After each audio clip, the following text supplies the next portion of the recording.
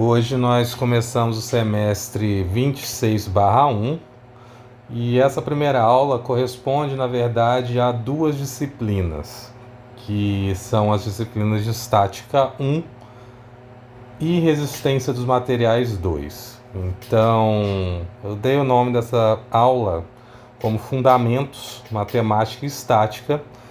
Aqueles que vão cursar Estática 1 certamente não terão esta parte, porque é a própria disciplina.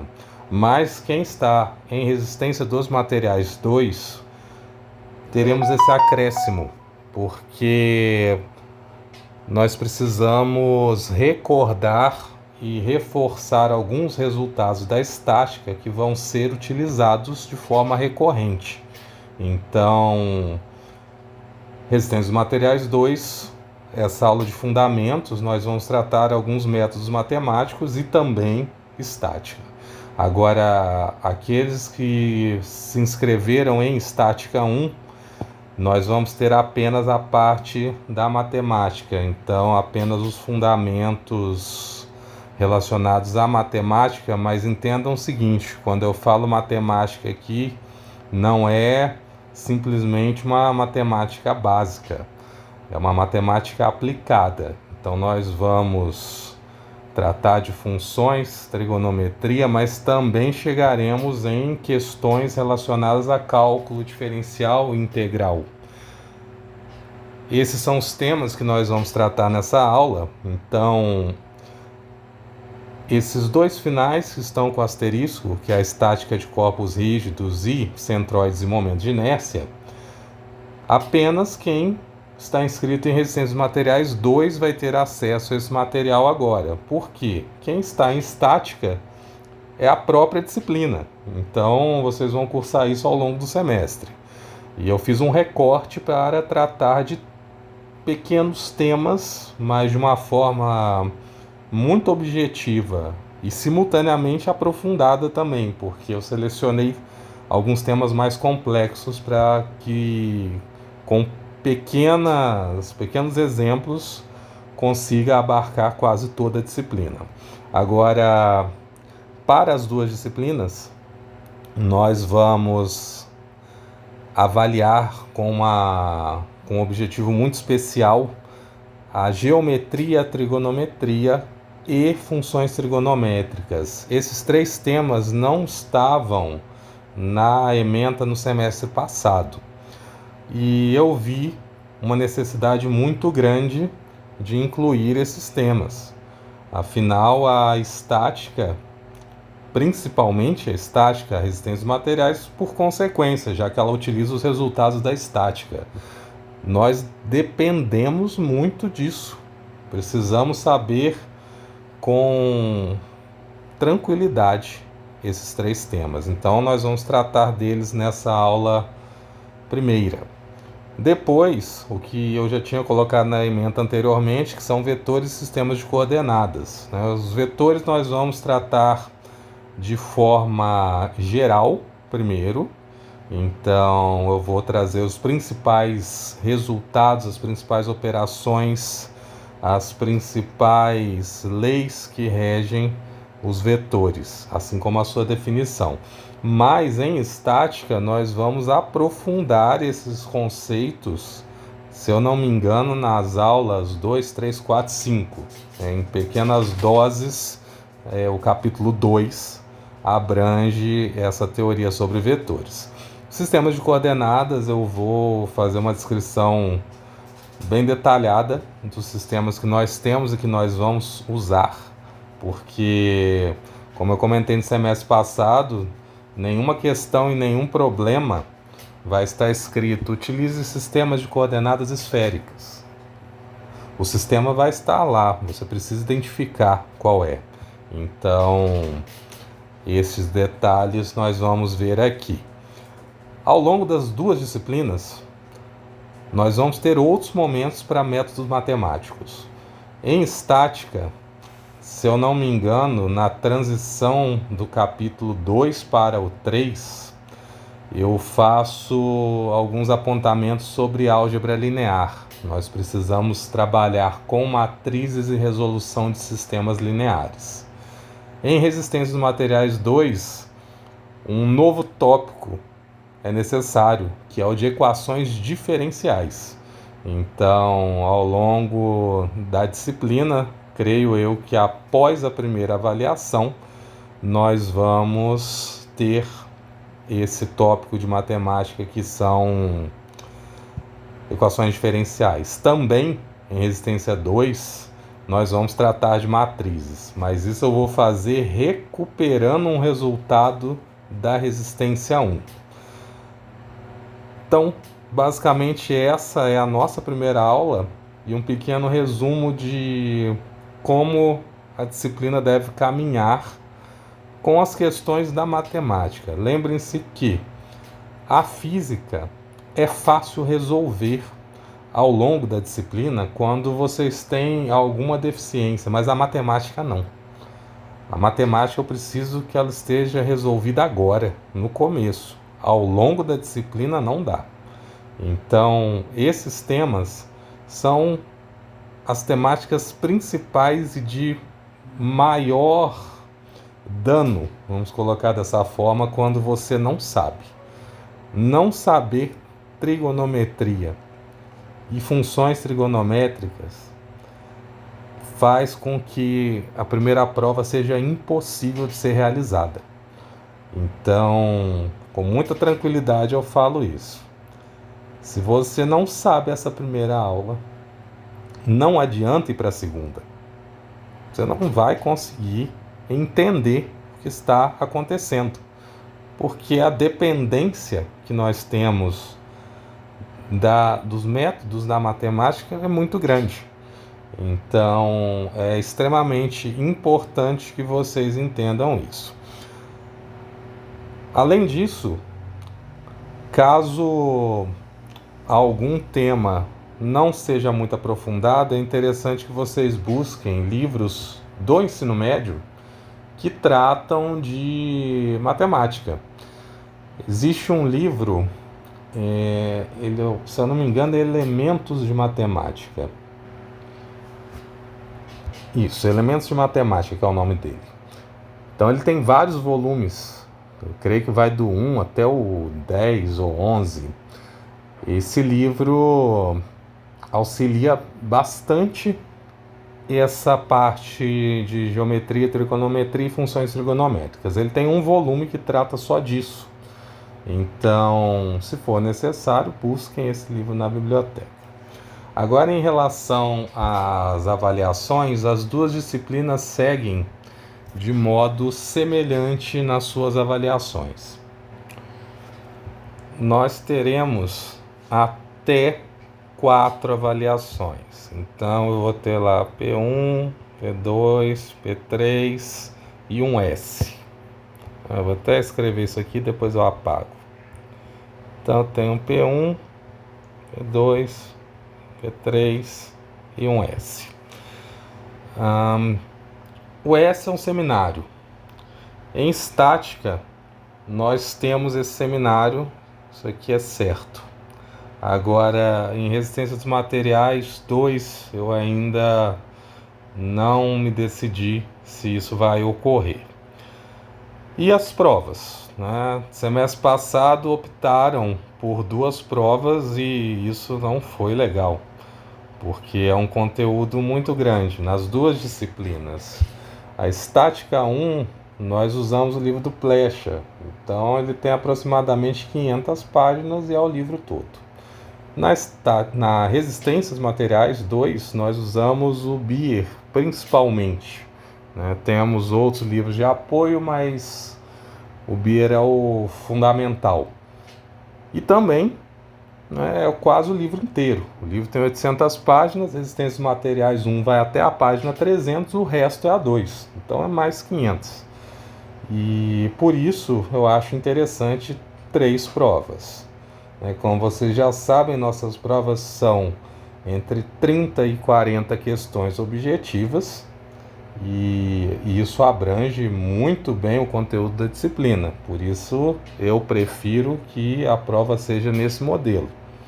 De modo diferente, não adianta você decorar as coisas, você precisa entender.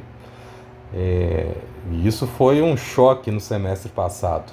Então é interessante que vocês percebam isso desde o começo. Existe uma teoria muito grande na estática, não é só fazer contas. E inclusive se você não entende a teoria, você não consegue fazer contas. É uma disciplina analítica, ela é diferente. Em resistência dos materiais fica mais evidente que nós temos uma teoria muito grande. Então, por isso, nossas provas têm entre 30 e 40 questões, sendo que pelo menos 3 ou 4 são discursivas, as outras são todas de múltipla escolha e verdadeiro ou falso. Sempre começamos ali com umas 16 a 20 de verdadeiro ou falso, depois as de múltipla escolha, geralmente na resolução dos exercícios, as de verdadeiro ou falso são teóricas, então é a parte teórica e depois resoluções de exercícios. Tem uma prova, eu lembro que eu gravei a resolução e ela está no YouTube, vocês podem procurar para já entender como é o processo da prova. Não tem problema em disponibilizar as provas, porque eu vou fazer outra completamente diferente. Então, esse é o nosso modelo. Em estática, o seminário de vocês, ele corresponde à parte geométrica. Então, centroides, momentos de inércia, centro de gravidade, distribuição de forças. E esses seminários é constituído de duas partes. Uma, vocês precisam demonstrar, provar que a teoria funciona na prática. Então vocês precisam construir, fazer algo experimental e levar para o dia da apresentação e provar o porquê que essa teoria funciona. E a outra parte é demonstrar a matemática envolvida. Não é apenas decorar uma fórmula e apresentar o seu seminário, você precisa demonstrar. Nós estamos na engenharia, então na estática isso vai ocorrer dessa forma. Em resistência dos materiais eu ainda não pensei como será. Então, em estática nós provavelmente vamos ter 4 avaliações, 3 provas teóricas e essa prática que seria o seminário. Tanto para a resistência dos materiais 2 quanto para a estática, nesta P3, que é a última prova, ou na P2, caso a P2 seja a última prova, aqui nós temos uma prova em dupla. E como funciona isso? Você pode escolher sua dupla, não tem problema nenhum. Mas tem um detalhe: a diferença entre a média da P1 e da P2 de cada integrante da dupla não pode ser maior do que 20%. Então você precisa ter uma diferença de notas médias P1 e P2 entre os integrantes de no máximo 20% em relação à menor nota. Então, se um indivíduo tirou 8 e o outro tirou 9, vamos supor que a média da P1 e P2 de um seja 8 e da outra seja 9, a menor nota é 8. Então você vai fazer aqui 20% de 8. Isso vai dar 1,6. Então eu tenho aqui 1,6. 8 mais 1,6 é 9,6. Então você pode fazer dupla com esse daqui. Assim que vai funcionar. Se a diferença de notas for maior do que 20%, você não pode fazer dupla com essa pessoa. Por quê? Porque a pessoa não pode ser arrastada pela outra que estudou. Isso não faz sentido. No semestre passado eu deixei escolher as duplas, mas aí eu vi esse problema. Então agora é 20%. Deu 20,1. Tchau, escolhe outro. Não tenho dupla, vai fazer sozinho. Então já pensem nisso desde hoje. estudem com o coleguinha que você quer fazer sua dupla, porque se a nota não corresponder a esse critério, você vai fazer com outra pessoa ou você vai fazer sozinho, né? Ah, e tem um número ímpar na turma, alguém vai ficar sozinho. A regra é essa, indiscutível. Isso aqui não tem discussão. No seminário, eu não vou impor essa regra, mas se o seu grupo for composto por muitas pessoas com uma diferença de nota maior do que essa daqui, essas pessoas vão ser submetidas a mais perguntas específicas. Não é correto que as pessoas façam grupos onde os outros vão ser arrastados sem saber nada. Então isso não vai acontecer e nesses casos as notas vão ser diferentes para os integrantes do grupo. Então, ok. Essas são as características das duas disciplinas. E agora nós seguimos então para geometria e trigonometria, que é o nosso primeiro tema. Então, o nosso primeiro tema é geometria e trigonometria. A primeira coisa que nós vamos fazer é entender o que é um ângulo. Então, eu tenho aqui o encontro de duas retas, uma reta R e uma reta S, e uma origem para esse encontro que eu estou chamando aqui de ponto O. Então, essa região é o que nós vamos denominar como o ângulo, né, marcado aqui por esse arco. Então, o encontro dessas duas semirretas vai me dar um vértice, que eu vou chamar de vértice do ângulo, e eu tenho aqui a delimitação que vai nos dar este ângulo. Então, mesmo que seja uma coisa muito trivial, mas é interessante nós analisarmos isto. Ainda um acréscimo que eu vou fazer, eu tenho o menor ângulo definido por essas duas semirretas, mas eu ainda tenho outro, né? Eu tenho o ângulo externo. Então, eu tenho dois ângulos definidos aqui. Isso é interessante porque em alguns teoremas, em algumas leis que nós vamos definir em outro momento, nós sempre vamos usar o menor ângulo formado pelas duas semirretas. E isso é importante para o segmento dessas teorias, ok? Então aqui eu tenho duas possibilidades de ângulo. Agora, nós vamos tratar aqui de uma classificação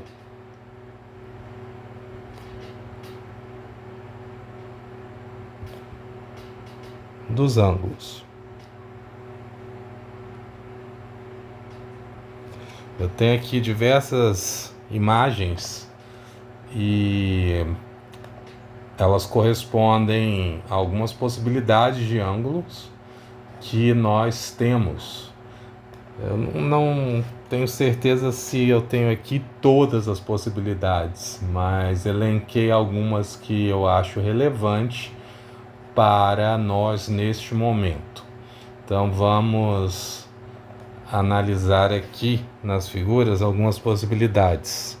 Enquanto isso, eu também vou colocar aqui os seus nomes, porque é interessante reconhecer, né, esses ângulos pelos nomes também. Então, o primeiro ângulo que nós temos aqui, os dois primeiros, são o ângulo que nós vamos chamar de nulo e um outro que nós vamos chamar de raso. Aparentemente são iguais. Então, observem aqui, eu tenho um ângulo nulo. Observem que a origem está aqui e a semirreta está aqui. Eu tenho duas semirretas. Eu tenho a reta A e a reta B. E eu digo que a reta A é igual à reta B. que isso quer dizer? Voltando nessa imagem aqui, eu estou fechando a reta R sobre a S. Então, o ângulo nulo é o que tem o arco zero, o arco nulo. Então, por isso que ele é nulo. Mas observem que aqui, que entre aspas é igual, o que acontece? A semirreta A aponta para a direita, a B para a esquerda. Então, o ângulo formado está aqui. É como se a reta R estivesse aberta exatamente na direção da S. Então, aqui eu tenho um ângulo de 180 graus, ou um ângulo de π, né, π radianos. E essa é a diferença aqui fundamental, pensando nesses dois ângulos que aparentemente são semelhantes. Outro par de ângulos que eu tenho são os ângulos agudo e obtuso. Então, esses dois ângulos também costumam caminhar de forma não paralela, mas como uma dualidade, né? Eu sempre tenho, melhor, não sempre, mas existe essa confusão qual é agudo e qual é obtuso. Então, eu tenho um ângulo agudo quando este ângulo possui uma numeração menor do que 90 graus.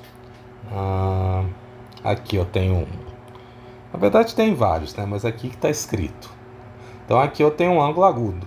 Ele é um ângulo que claramente é menor do que 90, até porque o 90 está marcado aqui. Lembrando que esse quadradinho com um ponto marca o ângulo de 90 graus, que é um ângulo reto.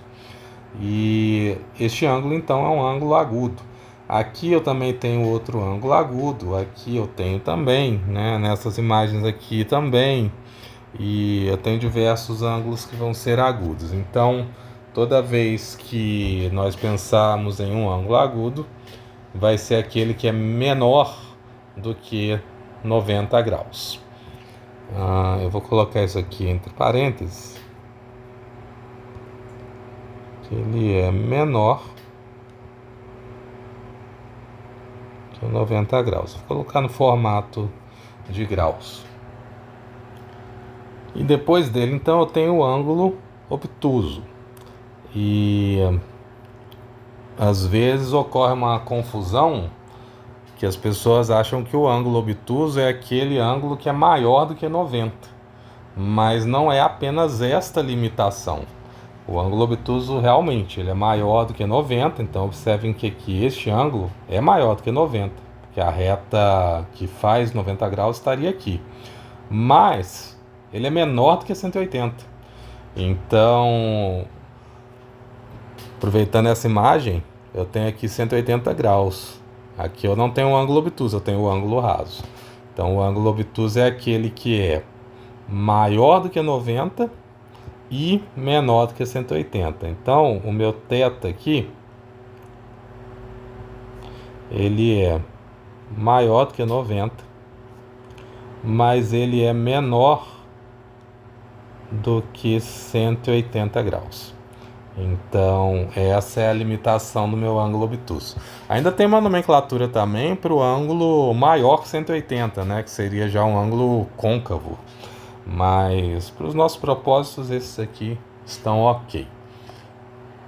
Em seguida, eu tenho mais dois ângulos que eles vão estar aqui nessa figura da esquerda, que são os ângulos consecutivos e adjacentes. Então tem um ângulo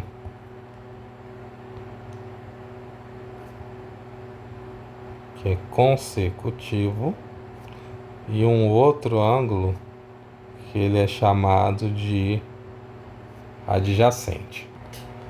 Então, quando eu avalio essas duas figuras, observem que eu tenho dois ângulos. Um ângulo da semirreta A até a C, embora ele esteja nomeando o ponto, mas eu vou dar como nome da reta também. E outro do A até o B. Nessa figura eu tenho um de A a C, outro de B a C. O que ocorre aqui? A é comum a AOB, como é comum a AOC. Então, esse lado é comum aos dois. Nessa daqui, o lado C é comum aos dois. Eu tenho aqui o ângulo BOC e AOC. Então, esse lado OC é comum aos dois. Quando eu tenho isso, eu tenho ângulos consecutivos. São ângulos que possuem um lado em comum. E de modo semelhante, eu tenho os ângulos adjacentes. Os ângulos adjacentes, eles podem ter um lado comum, mas eles têm uma pequena diferença. Eles não têm pontos internos que são comuns. Então, eles estão lado a lado, separados por uma semi-reta, que é exatamente o caso dessa figura maior. Então, aqui eu tenho o ângulo AOB. Aí, até aproveitando, eu estou comentando isso, observem essa nomenclatura aqui, ó, ROS. Então, ROS, que é a mesma coisa que SOR, tá? E eu coloco esse acento aqui no ângulo, que é exatamente mostrando qual é o ponto que é o vértice. Então, aqui eu tenho AOB, aqui eu tenho BOC. OB é lado comum, mas não é ponto interno. O ângulo não atravessa essa reta. Então, ele é apenas o lado comum. Então, eu posso dizer que eles são consecutivos, mas eles também são adjacentes. Muito mais importante para nós é o adjacente. O consecutivo não é o principal que nós precisamos. Então, dando seguimento, eu ainda tenho aqui mais um par de ângulos, que são os ângulos complementares e os suplementares.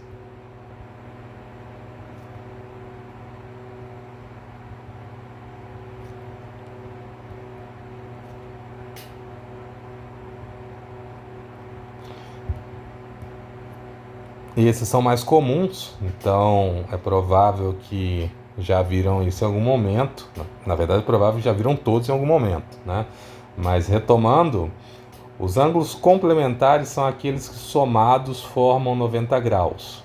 Então, observem nesta imagem aqui de baixo, eu tenho esse ângulo, que é o POR, e eu tenho este ângulo aqui, que é o EOR, aparentemente.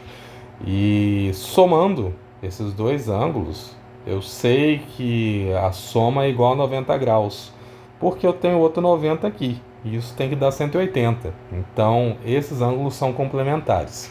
Vocês vão ver mais para frente que os ângulos complementares têm uma propriedade muito interessante, que o seno de um ângulo é igual ao cosseno do seu complemento, né, ou do seu ângulo complementar.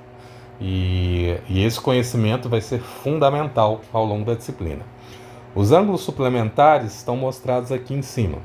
São aqueles que, somados, são iguais a 180 graus. Então, esses ângulos aqui, eles são suplementares um do outro. Então, finalizando agora esses tipos de ângulos, nós temos mais dois que não necessariamente têm uma relação. Então eu tenho aqui ângulos que são congruentes e o ângulo reto. Na verdade, o ângulo reto eu poderia ter colocado ali em cima, porque o ângulo reto ele tem uma característica que trabalha de modo semelhante à ideia de agudo e obtuso. Na verdade, o ângulo reto é o meio, né? Ele é a divisão entre o agudo e o obtuso, é o ângulo de 90 graus. Já os ângulos congruentes são aqueles ângulos que são iguais. Então, toda vez que eu tenho uma congruência entre um ângulo e outro, eu estou dizendo que esses dois ângulos são iguais. Então, com isso, nós fizemos aqui uma avaliação geral dos tipos de ângulos. Agora vamos pensar de modo bastante objetivo nesse primeiro momento sobre medida. Então, medida de ângulos.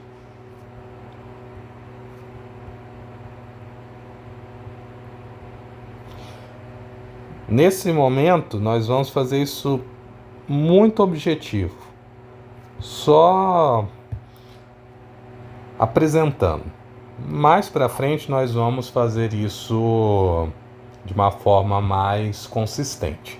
Então, quando eu penso na medida de ângulos, eu posso fazer essa medida de duas formas. Eu posso medir ele em graus e eu posso medir ele em radianos. De um modo geral, nós dizemos que o grau é a medida de gente, né? E o radiano é aquela que fica um pouco na dúvida do que está acontecendo. Mas vocês devem se familiarizar com radianos, porque é a medida matemática mais consistente.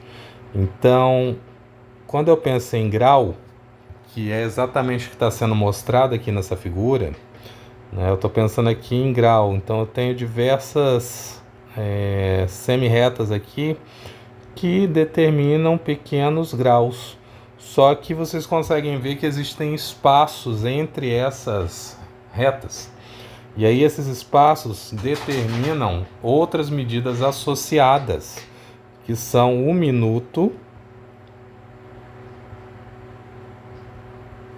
e o segundo. Então eu tenho essas medidas também quando eu penso em medidas de ângulos. Mais do que isso, esse é um sistema sexagesimal. Então, quando eu penso em um minuto, eu posso definir ele como 1 sobre 60 de 1 grau. Quando eu penso em um segundo, eu tenho o segundo como 1 sobre 60 de 1 minuto, ou seja, uma parte de 60 partes de 1 minuto, que basicamente é a mesma coisa que a hora, né? Então a diferença é que agora eu não tenho hora, minuto, segundo, eu tenho grau, minuto, segundo, mas a ideia é a mesma.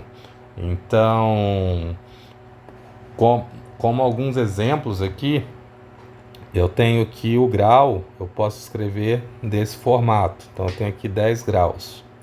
Quando eu penso no minuto, eu vou ter aqui 10 graus e 2 minutos. Então eu tenho esse símbolo para representar.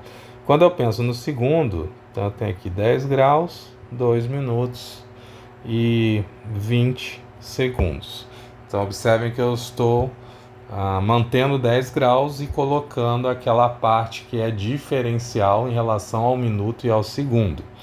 De forma semelhante, eu posso definir o que eu vou colocar até entre parênteses aqui, que 1 minuto é igual a 1 sobre 60 de 1 grau. E de modo semelhante, eu tenho que 1 segundo é igual a 1 sobre 60 de 1 minuto. Então é uma parte de 60 de 1 minuto. E essa é a definição mais formal para isso. Ainda, vou colocar aqui de roxo agora, eu tenho uma outra medida que é o radiano. Então esse radiano, de um modo geral, nós vamos tratar ele como o rad. 1 rad, 2 pirrad. Essa vai ser a nossa nomenclatura. E nesse momento eu vou encerrar essa ideia aqui. Mas nós vamos voltar nela depois. Agora, pensando um pouquinho sobre triângulos, nós temos algumas características que precisam ser levadas em conta, características mais geométricas agora. Então, quando eu penso em um triângulo, eu penso em duas coisas relevantes. Na verdade, eu penso em três. Vou colocar três coisas aqui.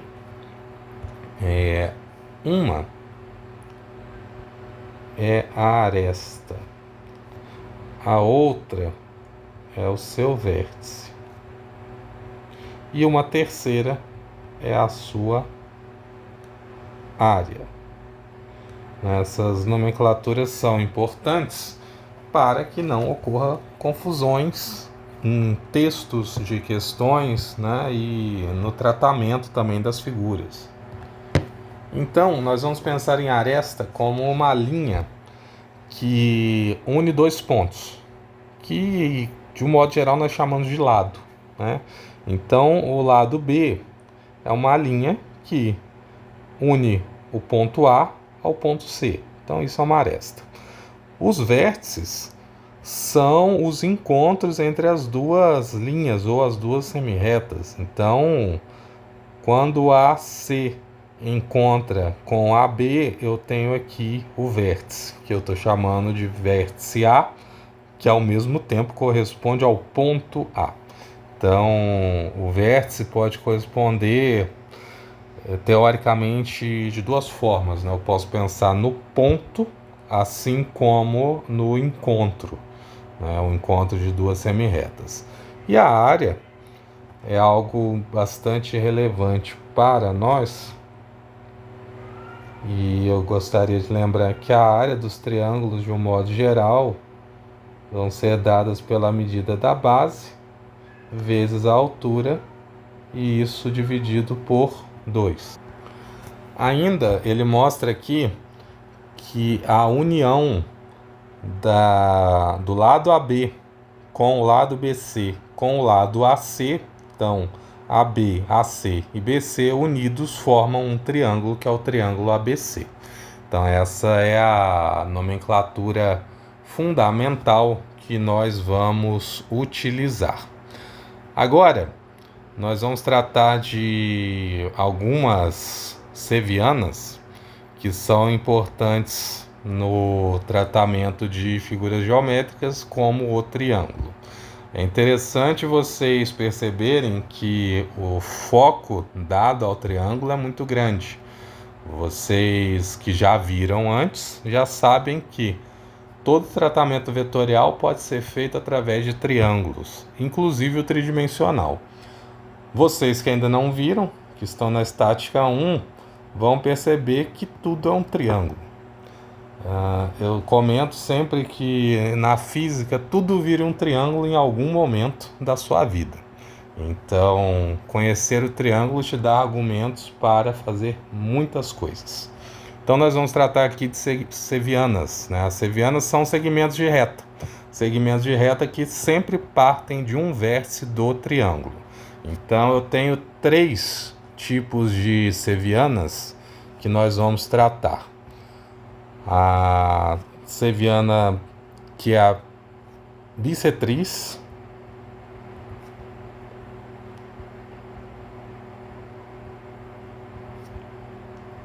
que talvez não seja a mais importante para nós. Nós temos ainda a mediana. Cuidado, porque existe um outro segmento que se chama mediatriz, e não é a mesma coisa que mediana. E a outra é a altura. Então essas são as 3 sevianas que estão associadas que podem, na verdade, estar associadas a um triângulo. Então, quando eu penso em mediana, como eu já disse, as sevianas partem do ponto, ou melhor, partem do vértice. Então, elas partem do vértice e se encontram em algum ponto correspondente do triângulo. Eu vou até colocar aqui, assim, de forma entre parênteses.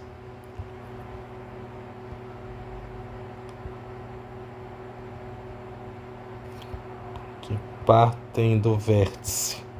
Essa informação é muito importante, porque nós podemos traçar outras linhas, outros segmentos quaisquer, que não vão partir do vértice, então não serão sevianas. Então, a bissetriz, ela é a seviana que divide o ângulo do vértice em dois ângulos iguais. É a mais conhecida, só não é mais conhecida que a altura, né? A mediana, ela parte do vértice e, como o nome já sugere, ela vai até o ponto médio do segmento do lado oposto. E a altura, ela é uma seviana que forma 90 graus com o lado oposto. E aí eu vou desenhar alguns triângulos aqui.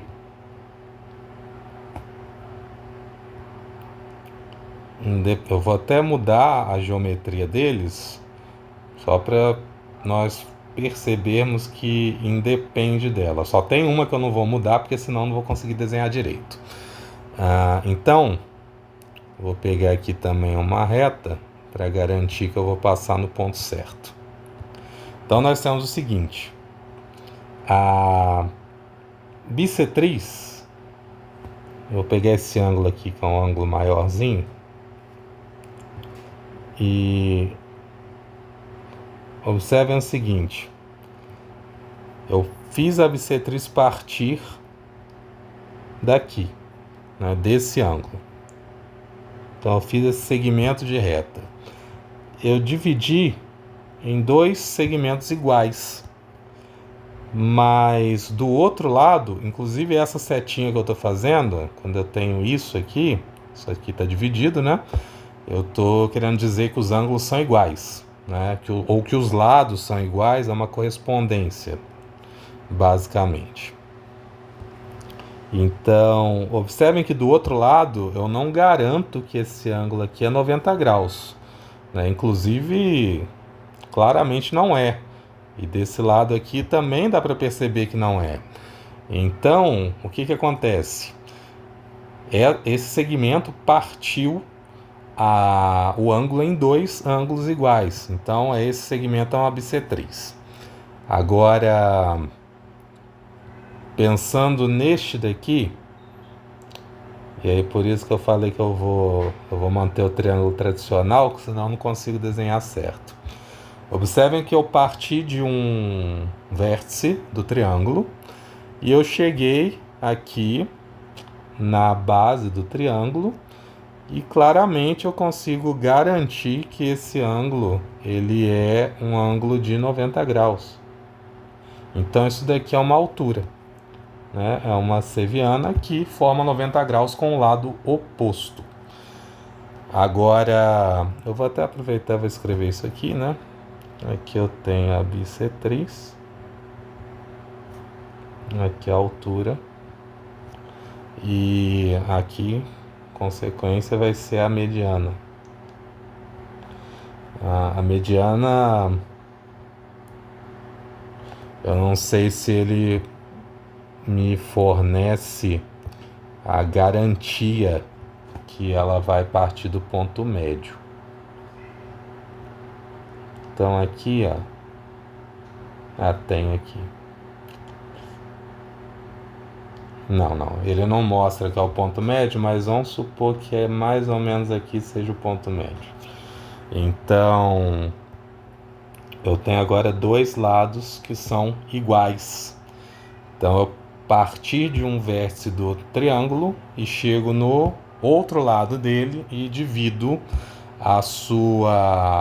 os seus lados em dois lados iguais. Isso é a mediana. Além disso, nós temos também os pontos notáveis. Esses pontos notáveis, eles acabam como o encontro dessas três sevianas. Então, cada um desses encontros vai gerar algumas características especiais. E eu tenho aqui o baricentro, o ortocentro e o incentro. Então, quando eu vou pegar um só, porque tem um deles que é de interesse muito grande. Então, deixa eu achar o meu triângulo aqui. Então, eu tenho aqui o triângulo. E nós vamos encontrar aqui o baricentro. O baricentro é o encontro das três medianas. Então eu vou só mudar a cor, né?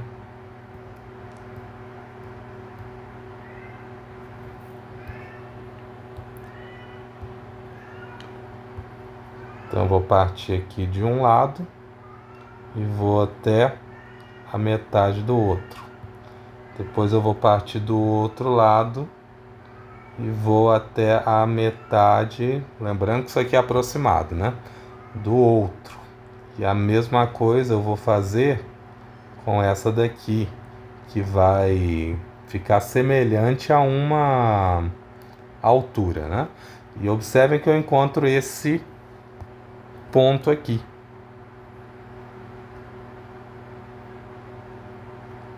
De roxo não ficou legal, é de azul.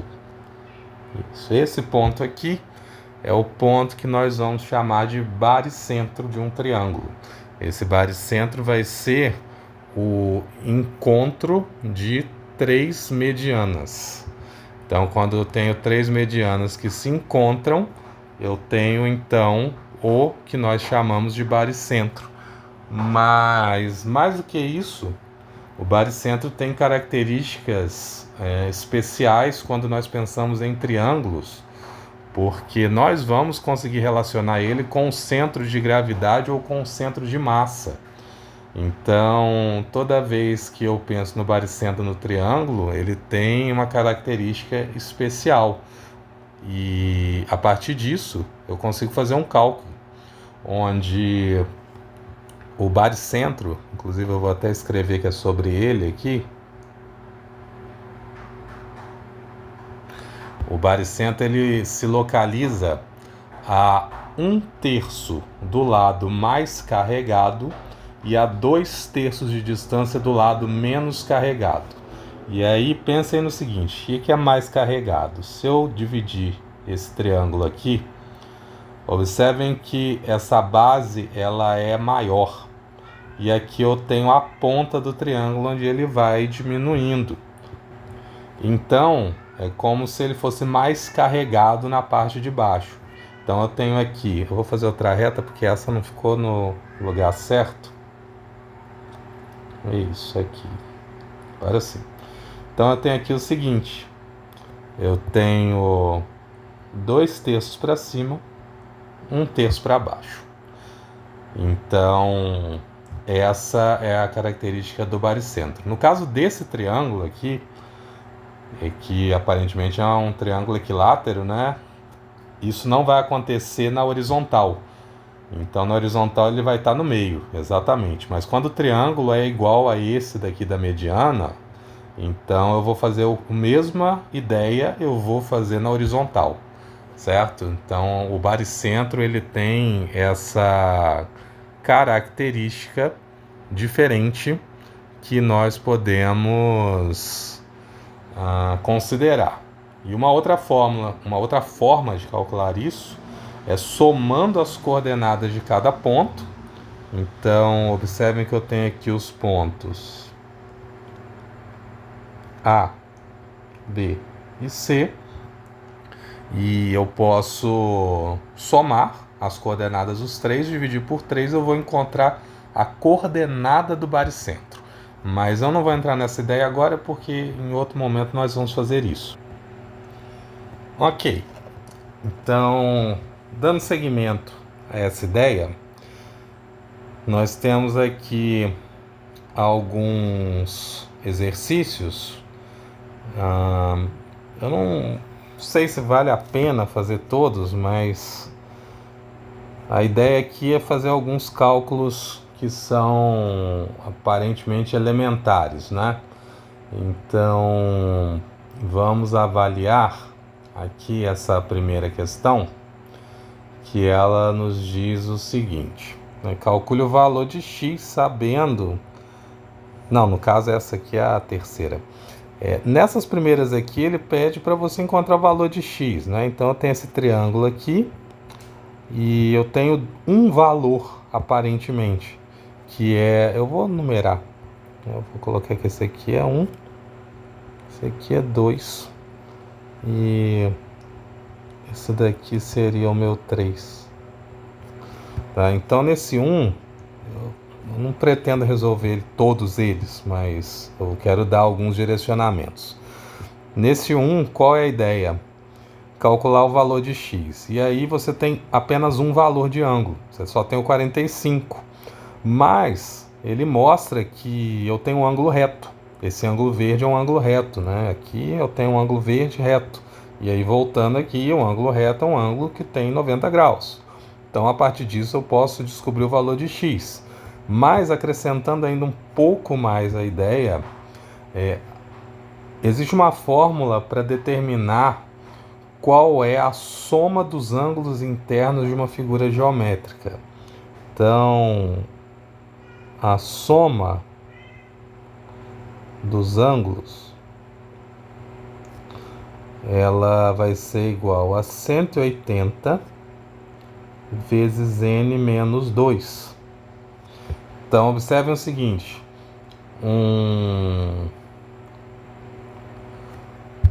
Esse n, na verdade, né, antes disso, ele é o número de lados. Então, um quadrado, ele tem... Se a gente pensar no quadrado aqui, é melhor pegar a figura, né? Só para construir a ideia. Claramente, um quadrado tem um ângulo de 90 aqui, outro aqui, outro aqui, outro aqui. Então, são 4. E aí eu tenho 4 vezes 4 vezes 90. 4 vezes 90 é 2 vezes 180, que é 360. Agora, quando eu tenho um triângulo, eu tenho ângulos variáveis. Então, eu não consigo transportar essa ideia do quadrado para o triângulo. Os 3 ângulos podem variar, no quadrado não, eles precisam ser 90 graus. Então, com essa fórmula, vocês, caso por algum motivo esqueçam, é fácil descobrir quantos lados tem o triângulo. Ele tem 3. 3 menos 2 é 1. Então, 180. E por isso, ou melhor, não necessariamente por isso, mas a partir disso, a soma dos ângulos internos de um triângulo é igual a 180 graus. Então, para descobrir qual é esse ângulo x, eu sei que, embora só de olhar a gente já sabe que o valor é 45, mas eu tenho o ângulo x mais o ângulo de 45 mais o ângulo de 90, e isso precisa ser igual a 180, né? 180 menos 90 é 90, menos 45 é 45. Então, x é igual a 45. A mesma ideia vai ser aplicada no 2. Só que no 2 eu vou só escrever a equação, só para não deixar em branco. No 2, o que nós temos? Eu tenho aqui 72 mais... Aí eu vou colocar entre parênteses só para mostrar que é um ângulo, né? Então eu tenho o ângulo 2x menos 6 e eu tenho ainda o ângulo x, mas de qualquer modo isso aqui tem que ser igual a 180. Então é só somar aqui e resolver. É só álgebra simples, né? No próximo, que é o 3, a ideia é a mesma. Então aqui no 3 a ideia permanece a mesma. Só que eu tenho 2. Na verdade tem 3 triângulos, né? Se nós quisermos pensar assim. Então eu tenho esse triângulo aqui, que é o ABC. Eu tenho esse aqui, que é o ADC. E ainda tenho mais um aqui externo, que é o ou melhor, é o CDB. Então eu tenho esses triângulos. Se eu começar pelo externo, né, que é o esperado, né? Então eu tenho aqui o triângulo, vou colocar BCD. O que eu tenho aqui em BCD? Eu tenho esse ângulo de 25 e eu tenho aqui um ângulo de 90. Tá meio apagadinho, mas está aqui. Então, eu consigo descobrir, eu vou colocar um outro ângulo aqui.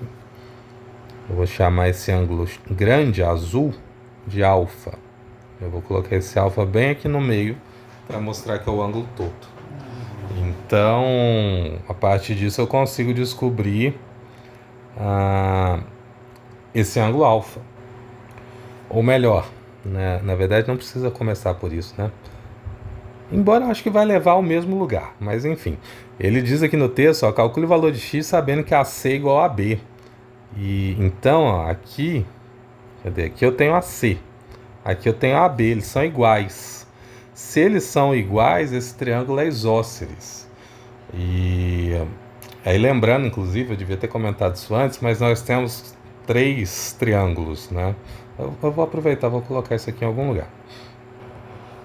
Achei um espaço aqui. Então, nós temos 3 tipos de triângulos quando nós pensamos nos seus lados.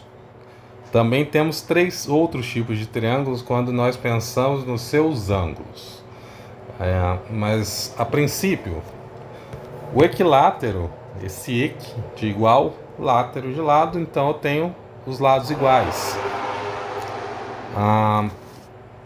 Esse triângulo aqui de cima provavelmente é equilátero. Esse aqui, aparentemente os 3 lados deles são iguais, então ele seria um triângulo equilátero. Um triângulo isósceles é exatamente esse triângulo aqui. Ele é um triângulo que possui 2 lados iguais. E um triângulo escaleno, todos os lados são diferentes, né? Então, 3, 2 e 1. 3 lados iguais, 2 lados iguais, e aqui só um lado é igual a ele mesmo, ou seja, todos são diferentes. Por que isso é importante? Quando eu tenho 2 lados iguais formando um triângulo com um terceiro lado, os 2 ângulos que são formados aqui são iguais. Apenas este ângulo do vértice dos lados iguais é que é diferente. Então, a partir disso, esse ângulo azul, ele é um ângulo de 25 graus também. Automaticamente nós sabemos disso. Eu vou chamar ele de alfa mesmo, do jeito que eu ia escrever antes. Então, alfa é 25 graus porque eu tenho um triângulo isósceles. A partir disso, aí sim eu vou fazer aquela ideia que eu disse antes. Eu vou avaliar o triângulo BCD, onde 180 graus é a soma dos seus ângulos internos. Então eu tenho aqui 25 é um ângulo, 90 é o outro, e o terceiro que é x mais alfa. Só que alfa eu já sei que é 25, né? A gente acabou de descobrir isso ali em cima. Então eu tenho aqui 90 mais 50 e menos 180, isso vai dar 40. Então o ângulo x é 40.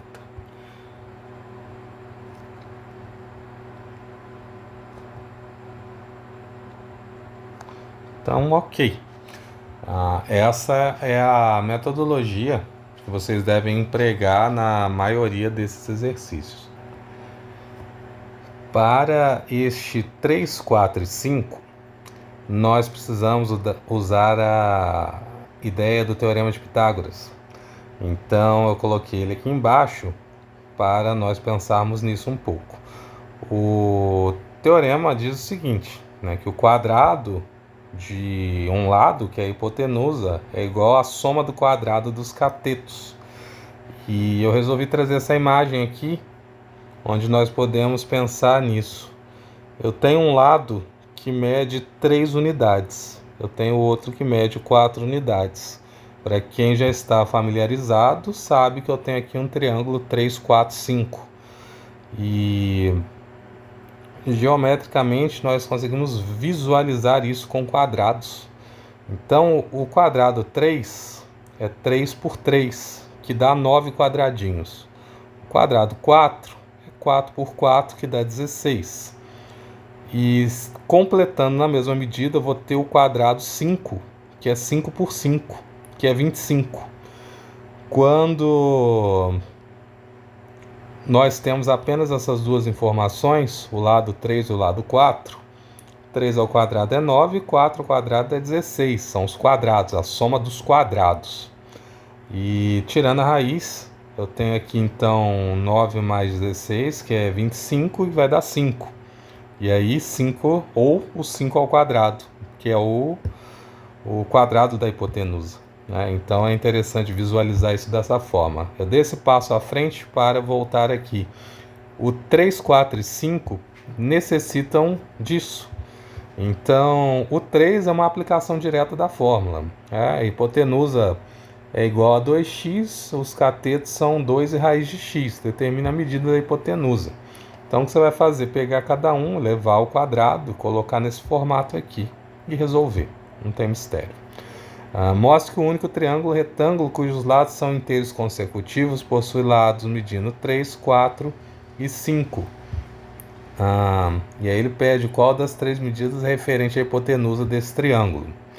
Existe uma lei, se é que eu posso chamar assim, mas uma lei de existência de um triângulo.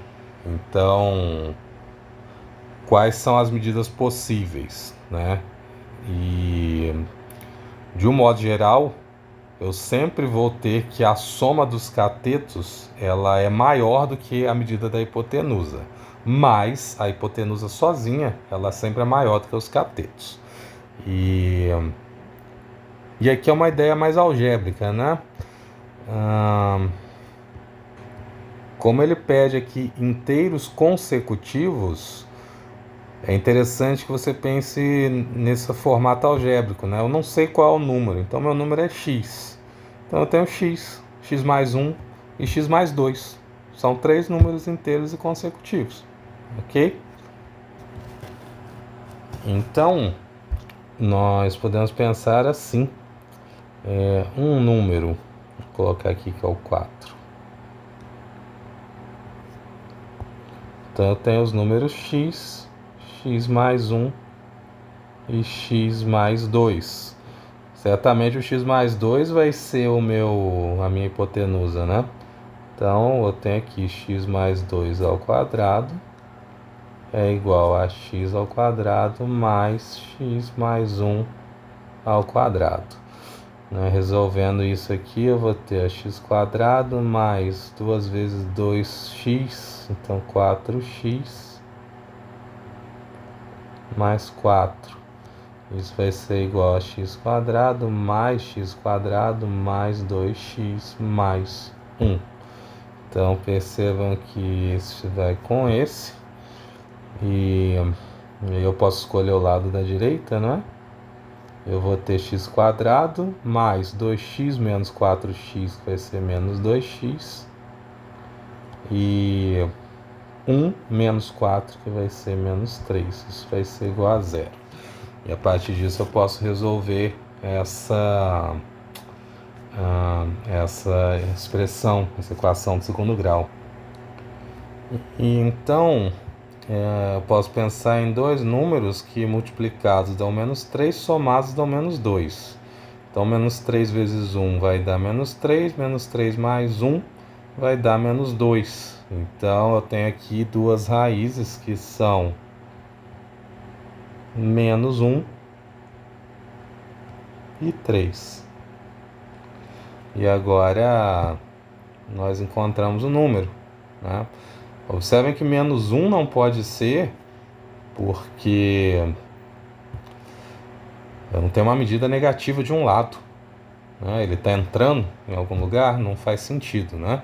Então precisa ser o 3 a minha medida. Então tenho 3, 3 mais 1 que é 4, 3 mais 2 que é 5. Né? Esse aqui não é difícil, mas às vezes as pessoas têm dificuldade em iniciar esse raciocínio, né, mais algébrico. A gente não espera essa abordagem. Ok.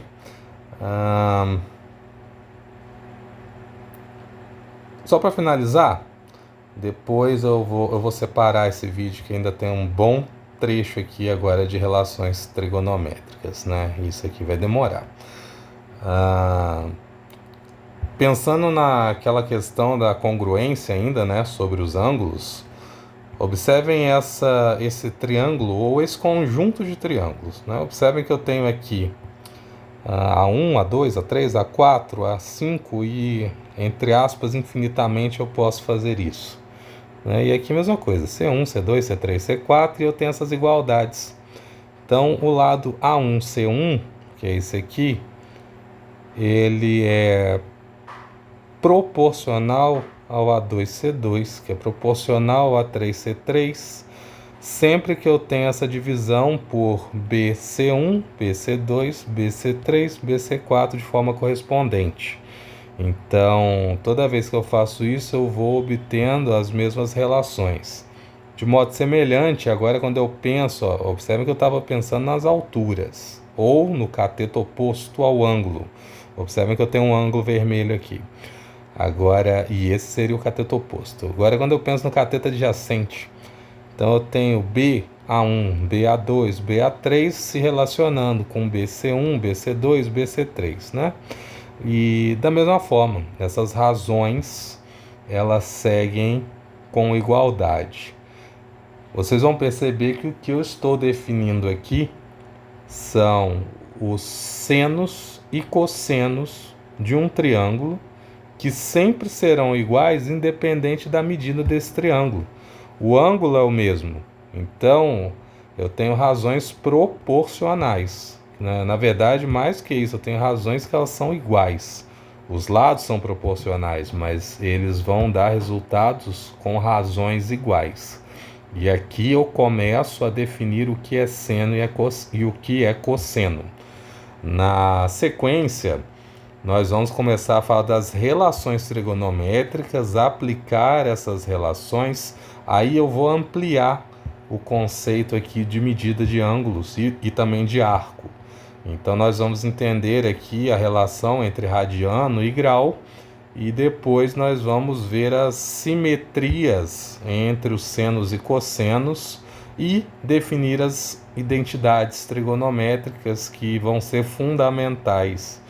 Parece que não, mas você precisa saber pelo menos umas 10 identidades para conseguir ter tranquilidade na resolução de problemas que às vezes são insolúveis, mas a partir de uma identidade eu consigo resolver. E aí fazendo isso, nós vamos aplicar e vamos tratar das leis dos senos e cossenos e eu creio que aqui eu fecho nessa unidade. Ok.